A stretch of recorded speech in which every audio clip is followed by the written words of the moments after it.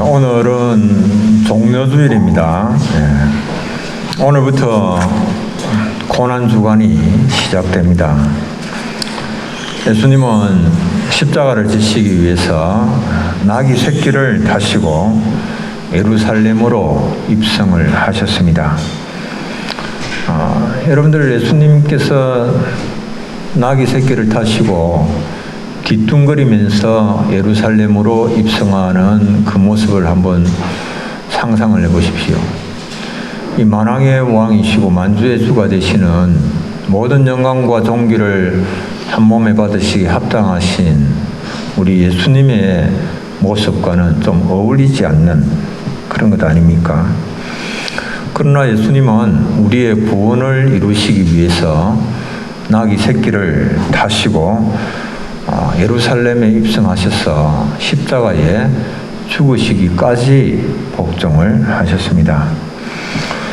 예수님은 마지막 순간까지 하나님의 뜻에 따라서 최선을 다하셨고, 이를 통하여서 하나님은 영광을 받으셨으며 우리의 구원은 완성이 되었습니다. 우리의 구원의 역사가 예수님의 십자가로 인하여서 일어났습니다.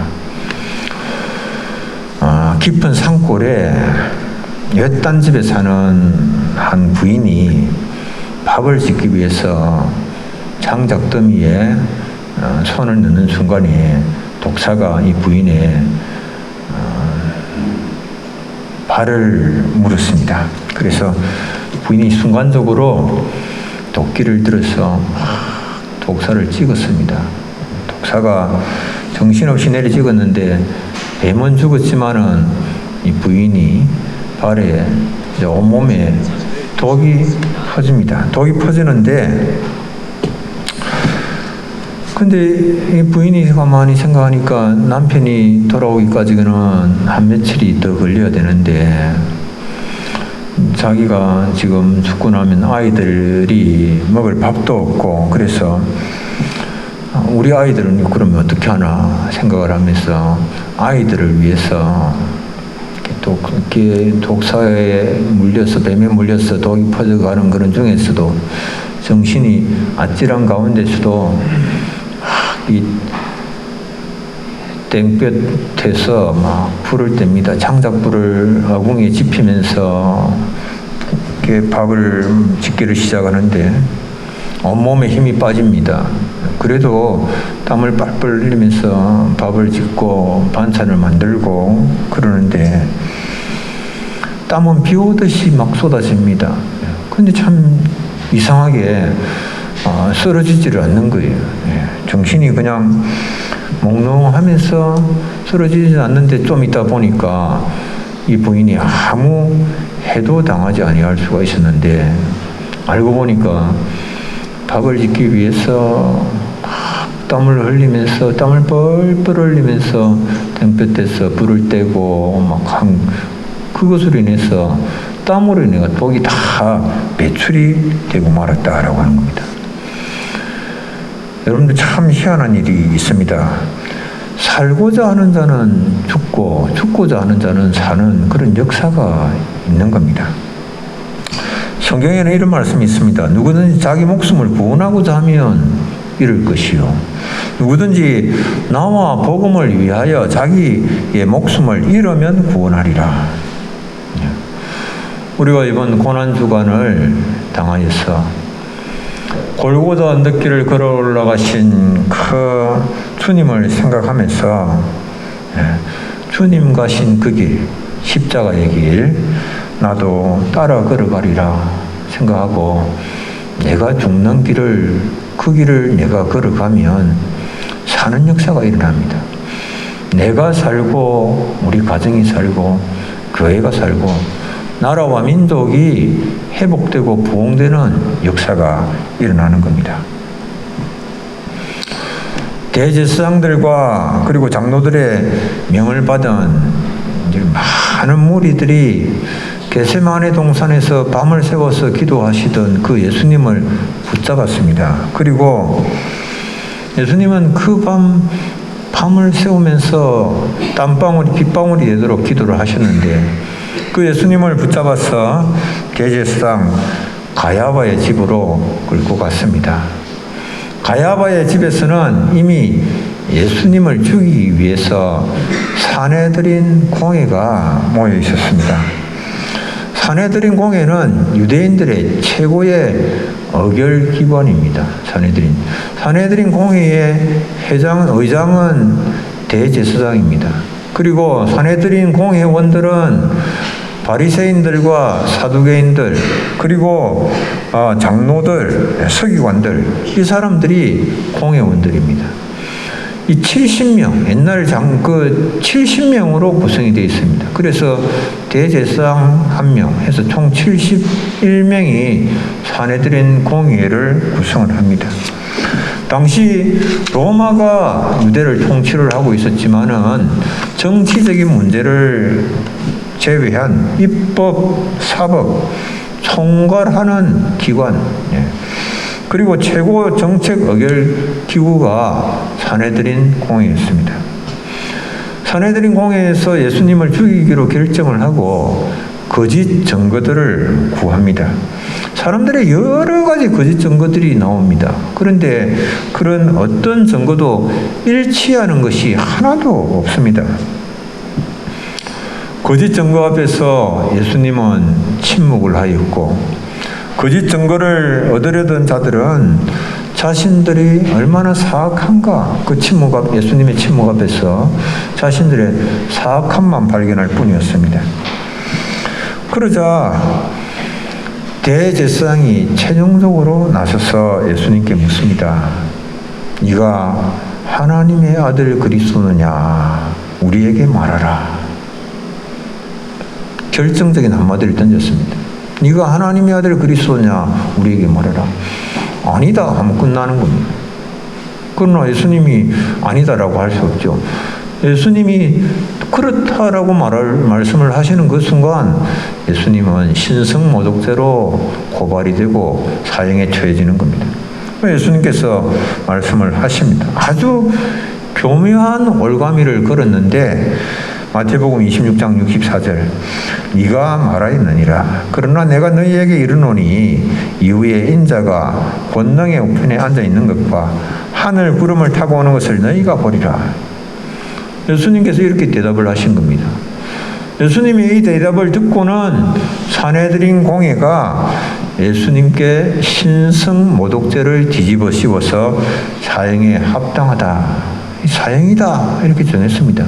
그러나 유대인들에게는 사형의 결정권이 없는 겁니다. 그래서 예수님을 끌고 총독 빌라도에게로 끌고 갑니다. 그 사형 언도를 받기 위해서 끌고 간 겁니다. 그런데 유대인들은 이미 다 알고 있습니다. 빌라도는 신성모독 같은 이런 종교적인 문제에 대해서는 전혀 관심을 보이지 않을 것이다 라고 하는 것을 너무 잘 알고 있었기 때문에 그들은 예수님을 빌라도에게 끌고 가서는 고발하는 제목을 완전히 바꾸어 버립니다. 바꾸어서 이렇게 말합니다. 누가복음 23장 2절 고발하여 이르되 우리가 이 사람을 보매 우리 백성을 미혹하고 가이사에게 세금 바치는 것을 금하며 자칭 왕 그리스도라 하더이다. 잠깐 전만 해도 이런 제목에 대하여서 전혀 예수님께 그들이 걸지 않았습니다. 그런 예수님의 제목을 이야기를 언급도 없었습니다. 그런데 이제 제목을 바꾸어서 그들이 거짓 제목을 갖다 걸었습니다. 예수님은 가이사에게 세금 바치는 것을 금한 적이 한 번도 없습니다. 세금 못 바치게 하신 적도 없습니다. 그런데 이제 이 자신들은 빌라도의 이 로마에게 아주 충성스러운 자들인 것처럼 그렇게 하면서 로마의 통치에 예수님이 반기를 들었다라고 이렇게 이제 고발하는 것처럼 그렇게 이제 고발하면서 말을 하는 겁니다. 그런데 빌라도는 다 알고 있습니다. 그런 쇼에 유대인들의 그런 쇼에 빌라도는 넘어가지를 않습니다. 유대인들이 정부에 대하여서 로마 정부에 대하여 가지고 있는 반감들을 너무나도 잘 알고 있고 예수님께 대한 그런 고발은 로마에 대한 충성심 때문에 생겨난 그런 것이 아니고 자신들이 예수님에 대한 미움과 정오 때문에 예수님을 고발한다라고 하는 것을 빌라도는 너무 잘 알고 있었습니다. 그러나 고발이 들어왔기 때문에 산헤드린 공회에서 고발이 들어왔기 때문에 빌라도는 예수님에게 신문을 하지 않을 수가 없습니다. 그래서 네가 유대인의 왕이냐 물은 겁니다. 예수님은 이 말에 대하여서 네 말이 옳도다라고 대답을 하시면서 예수님의 나라는 이 세상에 속한 것이 아니다라고 하는 것을 분명하게 말씀을 하셨습니다. 요한복음 18장 36절 예수께서 대답하시되 내 나라는 이 세상에 속한 것이 아니니라. 만일 내 나라가 이 세상에 속한 것이었더라면 내 종들이 싸워 나로 유대인들에게 넘겨지지 않게 하였으리라. 이제 내 나라는 여기에 속한 것이 아니니라. 예수님은 자신이 정치적인 의미에서 왕이 아니라 세상의 구세주로서 메시아임을 그렇게 예수님께서 말씀을 하신 것입니다. 예수님은 우리에게 모든 죄에서 우리를 구원하시고 영원한 생명을 주시기 위해서 이 땅에 오셨습니다. 진리에 대하여서 정언하시기 위해서 예수님께서 오셨습니다. 그러나 예수님 앞에 선 빌라도는 진리를 알려고를 하지 않습니다. 오늘 이렇게 제가 제목을 상당히 좀 역설적으로 잡았습니다. 예수 그리스도 앞에 선 빌라도. 실제로는 여러분들 겉으로 보면 빌라도 앞에 선 예수 그리스도입니다. 그러나 그 속으로 들어가서 내용적으로 보면 예수 그리스도 앞에 지금 빌라도가 서 있는 겁니다. 만왕의 왕이시고 만주의 주가 되시고 세상의 구원자이신 지금 예수 그리스도 앞에 빌라도가, 겉으로 보기에는 빌라도 앞에서 예수님이 재판을 받고 있지만은 내용적으로는 다른 거예요. 예수님의 그 말씀에 대하여서 빌라도가 콧방귀 낍니다. 진리가 뭐냐? 진리가 뭐냐? 콧방귀를 낍니다. 그러면서 예수님에게서 나아가서 유대인들에게로 갔습니다. 예수님은 만왕의 왕이시고 만주의 주이심에도 불구하고 빌라도가 볼 때는 자기가 로마의 총독이다라고 하는 겁니다. 그래서 지금 빌라도는 심각한 착각에 빠져 있습니다. 진리에 대하여서 전혀 관심을 갖지를 않습니다. 여러분들 빌라도의 문제가 뭡니까? 로마의 권세를 가진 로마의 총독으로서 예수님이 말하는 이 진리라고 하는 것, 이 진리가 뭐 밥 먹이 주느냐라고 하는 겁니다. 소위 이 추상적인 이 진리가 무슨 그런 대단한 거냐, 무슨 유익이 있느냐라고 하는 겁니다. 그래서 진리에 대한 것보다도 칼과 창에서 나오는 힘을 숭상하고 있는 빌라도입니다. 그래, 그 진리가 뭐냐, 그게? 진리가 그게 밥 먹여주느냐? 진리가 그게 너를 뭐 거기서 구원해주느냐라고 하는 그런 식입니다. 유대 청년에게 이 유대의 모든 권세를 다스리는 통치 권세를 한 손에 쥐고 있는 빌라도가 청년에게 진리에 대해서 묻는다라고 하는 건 그건 자존심 허락하지 않는 겁니다. 자기가 모든 것을 다 쥐고 있다라고 하는 겁니다. 빌라도는 하나님께로부터 임하는 그런 평화가 아니라 자신이 손에 쥐고 있는 권력으로부터 말미암는 그런 모두가 다 권력 앞에 복종하고 그리고 그 권세 앞에 자신이 선포하는 그런 규율과 법질서에 모두 굴복할 때에 오는 그 평화, 그것을 빌라도는 더 소중하게 생각한 겁니다. 그래서 빌라도는 정말 그 권력을 오래 견고하게 쥐고 있기 위해서 사람들에게 이 정의를 버리고 사람들의 만족을 주기 위하여서 예수님을 사람들에게 넘겨주고 십자가에 못 박도록 넘겨주고 마는 겁니다.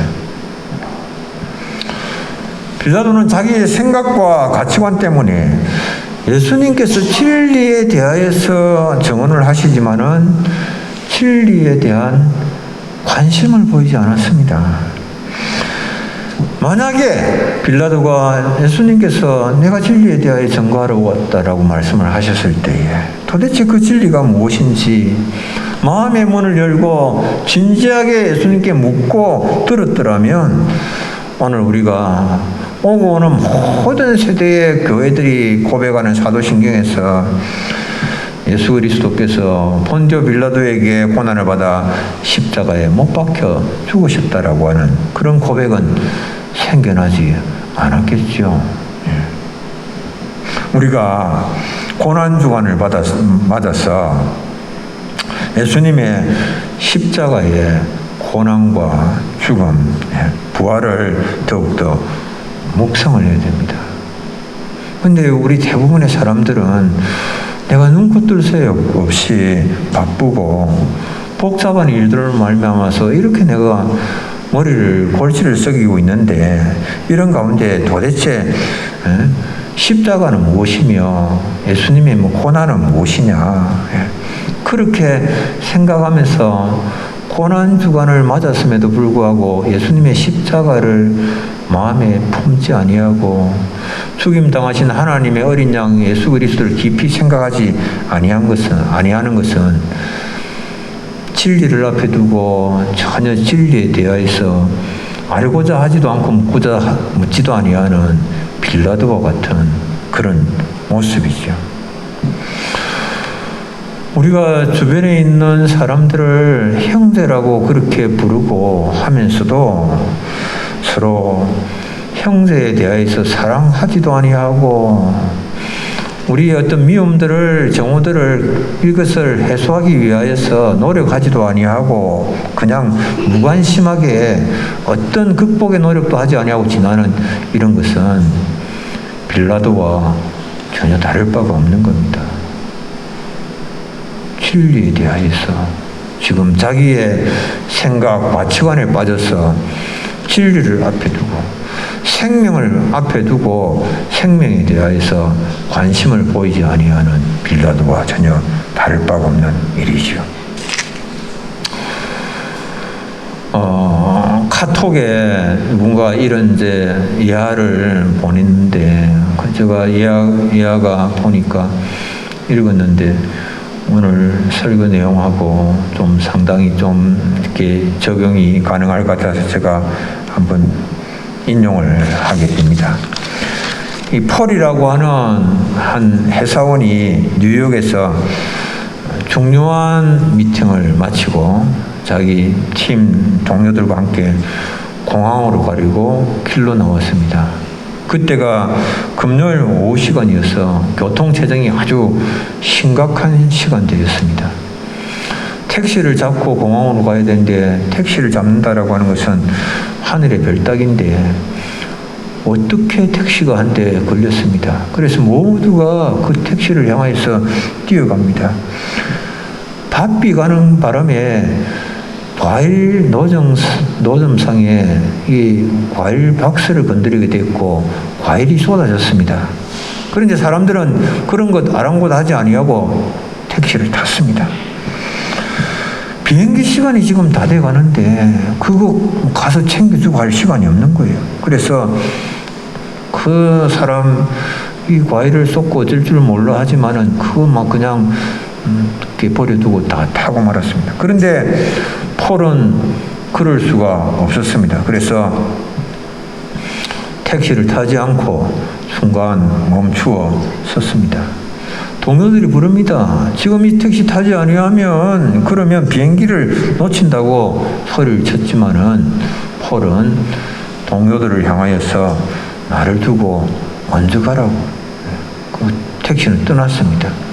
폴이 혼자 남아서 노점상 할머니 옆으로 가봤습니다. 가보니까 할머니는 울고 있었고, 자세히 보니까 그 할머니는 장님이었습니다. 앞을 볼 수가 없는 거예요.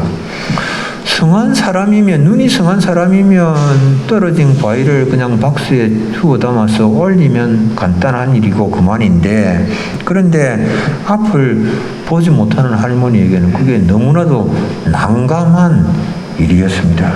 그래서 혼자서 앉아서 울고 있는 그 할머니를 위로해드리고 폴이 땅바닥에 앉아서 과일, 야채를 다 박스에 주워 담았습니다. 그리고는 정리를 해놓고 할머니에게 지갑에서 돈을 끄집어내어서 손에 쥐어주면서 이 돈이면 충분하게 손해보신 그것 보상이 되고 해결이 될 것 같습니다.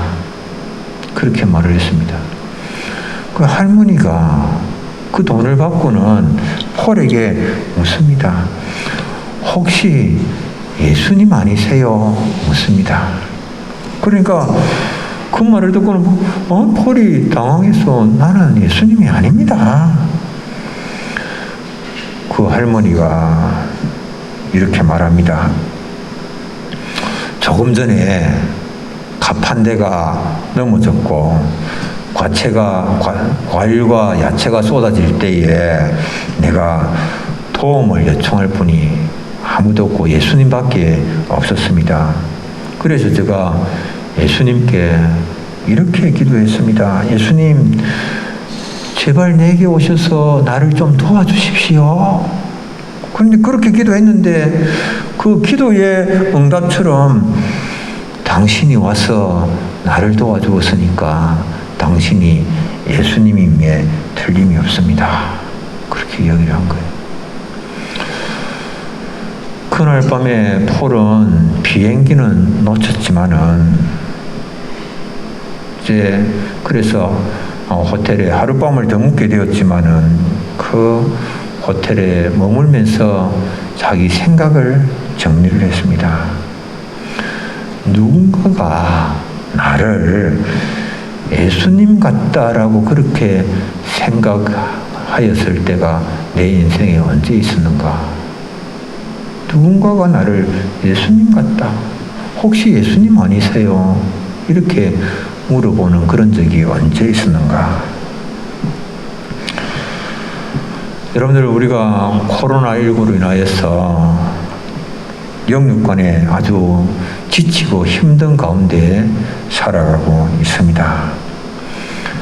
내가 크리스찬으로서, 예수 믿는 자로서 과연 예수 믿는 자다운 그런 삶을 나는 살아가고 있는가? 다른 사람이 볼 때에 정말 저 사람은 작은 예수답다. 저 사람은 하나님의 말씀에 대하여서 나타내는 반응을 보이면 작은 예수임에 틀림없다. 그렇게 말을 하는 그런 나의 모습인가? 여러분들, 예수님은 어떻게 하셨는지 아십니까? 십자가를 앞에 두고 예수님 마음이 막 고민하여서 심히 고민하여 죽게 된 경우에도 예수님 무엇을 위해서 기도하신지 아십니까? 십자가를 앞에 두고 마음이 너무너무 고민이 되고 그래 죽게 된 그 상황에서 요한복음 17장에는 예수님의 대제사장적 기도가 등장하는데요. 그때도 예수님은 하나님의 영광을 위하여서 그리고 교회를 위하여서 예수님 기도를 하시는 것입니다. 우리가 비록 힘들고 어려운 가운데 있을지라도 주위를 살펴보면서 이런 때에 정말 주변에 있는 어려움과 고통 중에 있는 사람들을 위하여 나의 특권, 나의 권리 이런 것들을 내려놓을 수 있다면 다른 사람들이 참 볼 때에 어떤 생각을 가지겠습니까? 어떤 마음을 가지겠습니까? 우리가 내 자신의 특권과 권리를 포기하고 나갈 때에 하나님께서 영광을 받으시고 하나님 나라가 세워집니다. 빌라도가 가진 두 번째 문제는 무엇입니까? 예수님의 무죄를 확신하였음에도 불구하고 예수님을 십자가에 못 박도록 넘겨준 겁니다. 빌라도는 예수님이 무죄다라고 하는 것을 확신을 했습니다. 대제사장들과 장로들, 서기들이 예수님을 시기함으로 넘겨주었다라고 하는 사실을 너무나도 잘 알았습니다. 자신의 아내의 꿈을 통해서도 예수님의 무죄 그리고 예수님의 의로움에 대하여서 분명한 확신을 가질 수가 있었습니다. 하나님은 다양한 사람들을 통하여서 다양한 방법을 사용하셔서 하나님의 뜻을 사람들에게 알리십니다. 때로는 어린아이를 통해서도 하나님의 뜻을 알게 하시는데요. 이 빌라도의 경우에는 자신의 아내를 통하여서 부인의 꿈을 통하여서 하나님의 뜻을 알게 하셨습니다. 그런데 빌라도는 예수님께서 무죄이다라고 하는 이 사실을 분명히 알았음에도 불구하고 예수님을 무죄 석방을 하지를 않았습니다. 빌라도는 정의를 따르지 아니하고 백성들에게 많은 무리들에게 만족을 주기 위해서 그들의 압력에 굴복을 했습니다. 그리고 예수님을 십자가에 못 박게 하였고 로마 군병들에게 모욕과 조롱을 당하게 하였습니다. 여러분들 이 무리들은 누굽니까? 이 무리들. 지금 예수님을 십자가에 못 박으라고 막 고함치는 무리들은 누구입니까? 며칠 전까지만 해도 나귀 새끼를 타시고 예루살렘으로 입성을 하시는 예수님을 열렬히 환영하던 그 무리들 아닙니까? 호산나 다윗의 자손이여 찬송하리로다 주의 이름으로 오시는 이여 가장 높은 곳에서 호산나 외치던 사람들이 바로 이 사람들입니다. 호산나 뜻이 무엇입니까? 구하옵나니 이제 구원하소서. 메시아이신 예수님에게 그들의 소망이 있음을 고백을 하고 예수님의 구원을 열망을 하고 외쳤던 무리들이었습니다. 그런데 지금 그들은 대제사장들과 장로들과 바리새인들의 설득과 압력에 못 이겨서 예수님을 십자가에 못 박고 바라바를 우리에게 놓아달라라고 그렇게 외치고 있는 겁니다. 예수님 십자가에 막 못 박으라고 외치고 있습니다. 그들이 조금 전까지만 해도 예수님께서 메시아이심을 고백을 하면서 호산나 다윗의 자손이야 찬송하리로다 주의 이름으로 오시는 이여 가장 높은 곳에서 호산나 예수님을 향해서 우리를 구원해 달라고 외치던 그들이 있습니다. 여러분들 오늘 우리가 바로 이 빌라도와 무리의 후손으로 살아가고 있는 것은 아닙니까? 무죄임을 알고도 예수님을 석방하지 아니하고 우리들에게 만족을 주기 위해서 예수님을 십자가에 못 박은 빌라도,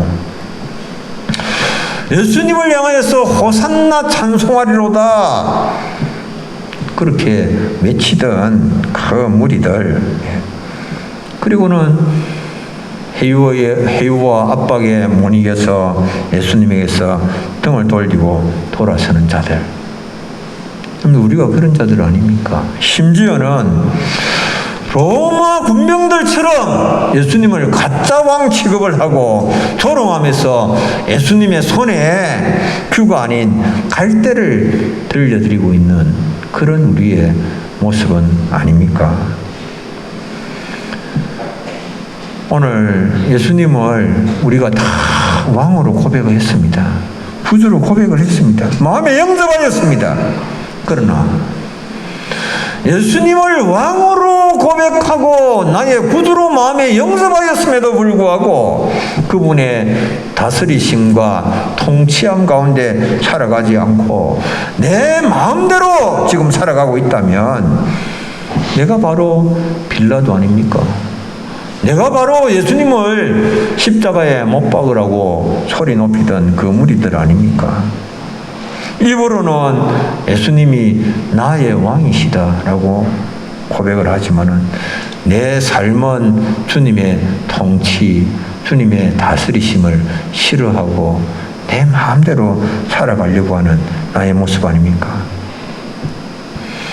주님께서 왜 나를 위하여 죽으셨습니까? 주님이 왜 우리를 위하여 죽으셨습니까?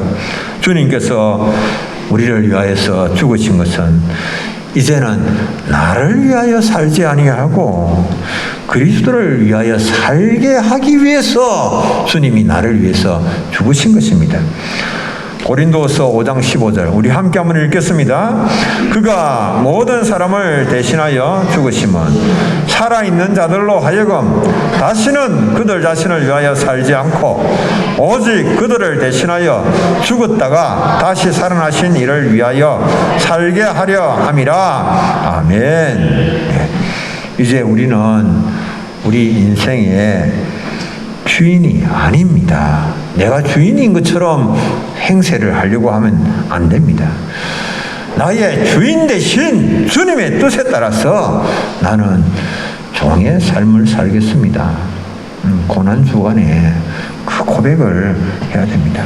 온전한 주님의 통치와 다스리심 가운데에 이번 한 주간을 나는 살아가겠다 마음으로 다짐하시는 이 한 시간이 되시기를 바랍니다. 여러분들 지금까지 성도의 삶을 살면서 자신이 주인 되는 이런 삶을 죽이기 위하여서 어떤 노력들을 얼마나 기울여 봤습니까? 내가 주인 돼서 지금 살고 있는 이건 아니다. 이것을 내가 이제 죽여야 된다. 그거 죽이기 위해서 어떤 노력을 했습니까? 얼마나 애를 써봤습니까? 여러분들 신앙의 연수가 참 늘어나면서 점점 더 완고해지고 완악해지고 습관처럼 신앙생활하고 있는 형식적인 신앙생활에 빠져있는 그런 나의 모습 아닙니까? 그냥 주일 되니까 오고 또 돌아가면 가정으로 돌아가면 내가 주인 되어서 내 마음대로 살고 그런 모습은 아닙니까? 우리가 믿음으로 주님의 십자가의 죽음과 고난에 동참할 때에 우리가 죄에 대하여서 죽고 의에 대하여 사는 삶이 이루어집니다. 십자가에 동참할 때에 그 역사가 일어나는 겁니다. 이 고난주간을 우리가 맞아서 기도할 때에 성령님께서 말씀의 칼로 돌같이 굳어져 있는 우리의 마음들을 제거를 하시고 그리고 성령의 불로 더러워진 마음의 정욕의 뿌리들을 태우시는 일을 합니다. 기도할 때에 성령께서 그 일을 하십니다. 우리가 마음을 다 쏟아서 기도할 때에 성령께서 내 속에 있는 모든 죄, 엄밀한 죄, 숨겨진 죄, 감추어진 죄, 위장한 다양한 죄들, 내가 어려운 것처럼 그렇게 위장을 하고 있지만은 그러나 속에 있는 가정된 것들을 다 드러내고 그리고 죄를 죽입니다. 기도의 칼이 죄를 찌르고 죄를 죽이고 우리를 성립케 하는 것입니다. 이번 고난주간 특별 새벽기도 우리 가운데에 하나님 앞에서 또 믿음으로 기도하는 가운데에 예수님의 십자가를 깊이 또 묵상하고 성령의 은혜를 힘입고 죄의 영향력을 정복하고 주님의 왕되심을 삶 속에서 또 선포하며 살아가시는 우리 사랑하는 성도님들 다 되시기를 축복합니다. 기도하겠습니다. 하나님 아버지 은혜를 감사합니다. 저희들이 예수 그리스도의 십자가의 은혜와 사랑을 입은 자임에도 불구하고 하나님 우리가 빌라도와 같이 그렇게 입으로는 우리가 참 주님이 우리의 왕이시다라고 하지만은 그러나 우리의 삶은 주님의 통치와 다스리심을 거부하며 살아가는 저희들은 아닌지 돌아보게 됩니다. 주님 무리들과 같이 또한 호산나 다윗의 자손이여라고 고백을 했지만 그러나 조금 또 위협이 있고 핍박이 있고 해유가 있을 때에 예수님에게서 등을 돌린 적도 많았던 저들의 모습이고, 조금 힘들고 어렵다고 해서 신앙생활에서 뒤로 물러나서 침륜에 빠지는 참으로 저희들의 가련한 모습임을 고백합니다. 주님 불쌍히 여겨주셨기 원합니다. 이번 고난주간에는 주님을 깊이 생각하면서 잃어버린 작은 예수로서의 삶을 다시 한번 회복하는 저희들 되게 하여 주옵소서. 예수님 이름으로 기도드립니다. 아멘.